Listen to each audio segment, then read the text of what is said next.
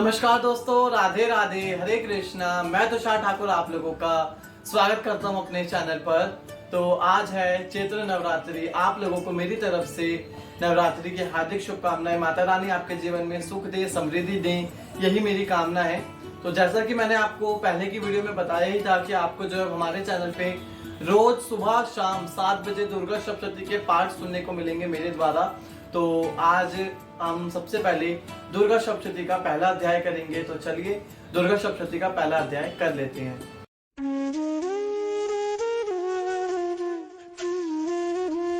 Subscribe करें मेरे इस चैनल को और इस बेल आइकन को दबाएं ताकि हर वीडियो की नोटिफिकेशन आप तक सबसे पहले पहुंचे। तो पहला अध्याय करने से पहले माता रानी का एक मंत्र बोल लिया जाए।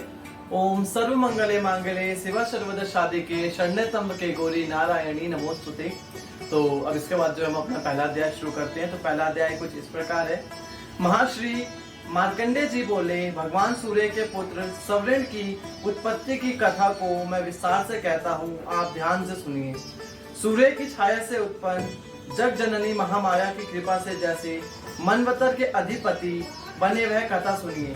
प्राचीन काल में स्वारोचिष मनवंतर के चेतवंशी राजा सूरत समस्त पृथ्वी के चक्रवर्ती राजा हुए। वह प्रजा का अपने पुत्रों की भांति पालन करते थे। यवन राजाओं से राजा सूरत की शत्रुता हो गई।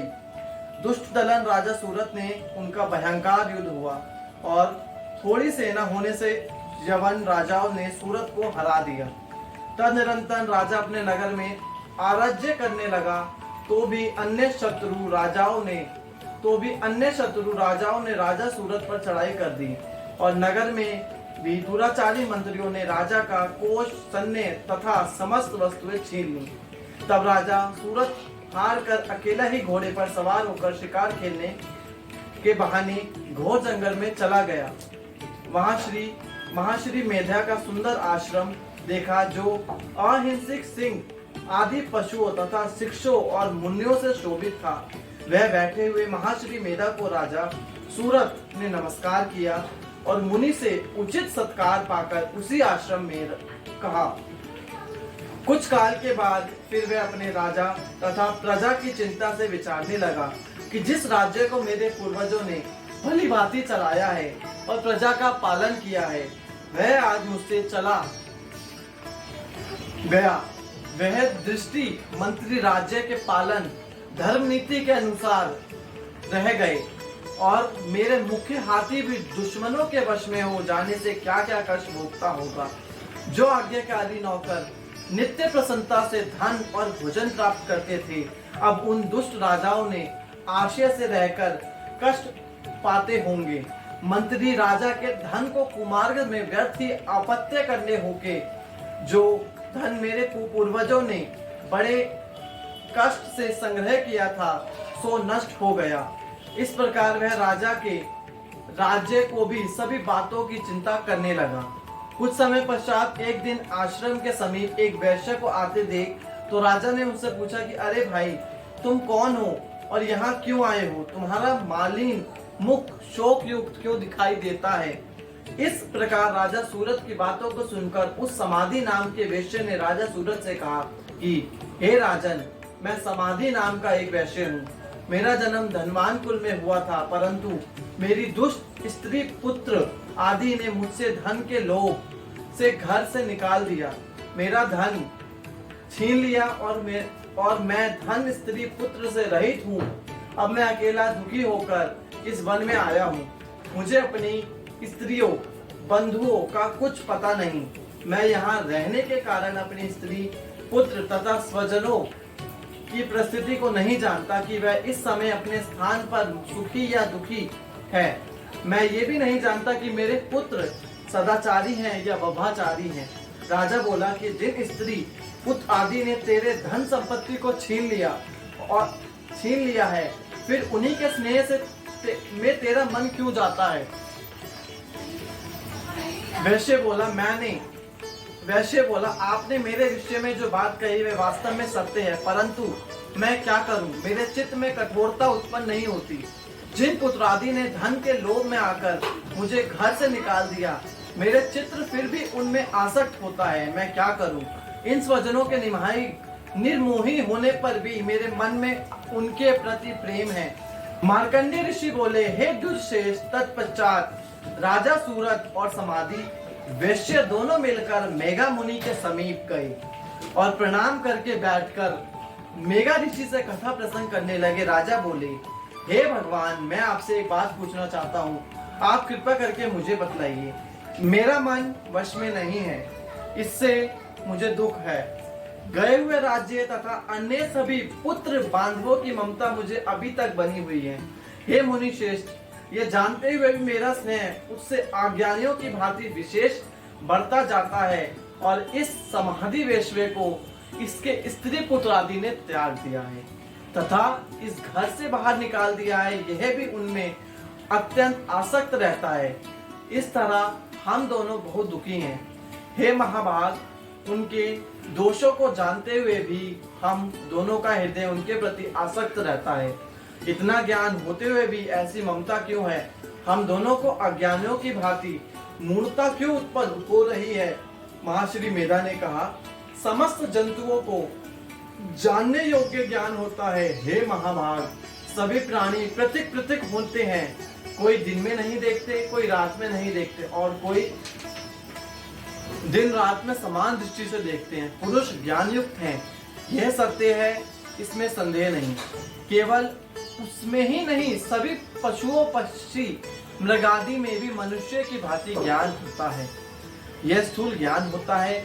जैसे मनुष्यों में आहार आदि की इच्छा उत्पन्न होती है, वैसे ही पशु पक्षी आदि में आहार, विहार, निंदा, मैथुन आदि की इच्छा उत्पन्न होती है।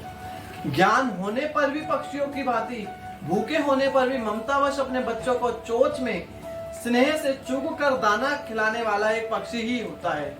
हे राजन, मनुष्य भी अपने पुत्र पोत्रों से इसी भांति बर्ताव करते हैं। वह पालन पोषण इस इच्छा से कि जब हमारी वृद्धावस्था आवेगी तो वह हमारा पालन पोषण वह करेंगे।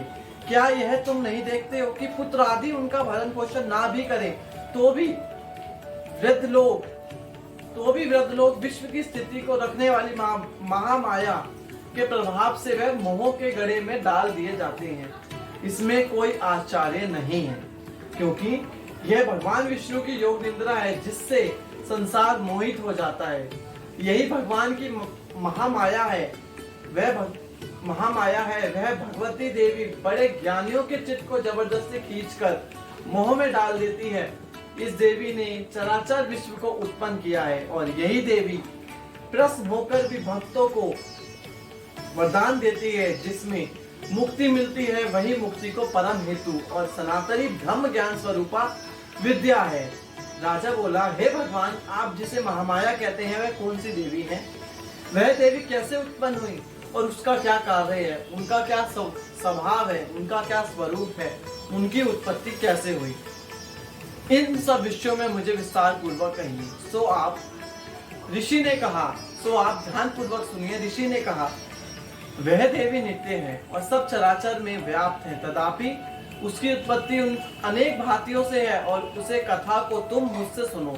यह भगवती देवताओं को की कार्य सिद्धि विष्णु संपूर्ण विश्व को त्याग अंत में जल ही जल करने वाली योग निद्रा में शेष सैया पर शान करने वाली उस समय विख्यात मधुकैटम नाम के दो घोर असुर भगवान विष्णु के कान के मेल से तो पैदा होकर ब्रह्मा जी को मारने को तैयार हुए। ब्रह्मा जी विष्णु भगवान के नाभि कमल में स्थित थे। उन दोनों भयंकर असुरों को मारने को आते देखकर, भगवान विष्णु को सोया हुआ देखकर ब्रह्मा जी योग निद्रा को प्रश्नार्थ एक रगार मन में स्तुति करने लगे, जिससे कि भगवान विष्णु के नेत्रों से भगवती योग माया अपना प्रभाव हटा ले और भगवान जाग पड़े। वह योग माया विश्वेश्वरी जगमाता स्थित संहार करने वाली भगवान विष्णु की अतुल तेज वाली निंद्रा स्वरूपा अनुपम शक्ति है। ब्रह्मा जी बोले, हे महामाये, तुम सुहा देवताओं को पालने वाली हो, तुम सुहा पितृवृक्षों को पोषण करने वाली हो, तुम वष्टागर स्वर इंद्र को यज्ञ का हिस्सा पहुंचाने वाली हो, अमृत भी तुम ही हो, अक्षरों में स्वर भी तुम ही हो, नित्य आदि मात्रा भी तुम हो, व्यंजन भी तुम हो। हे देवी, तुम ही संध्या हो, तुम ही सावित्री हो, तुम ही संसार की जननी हो।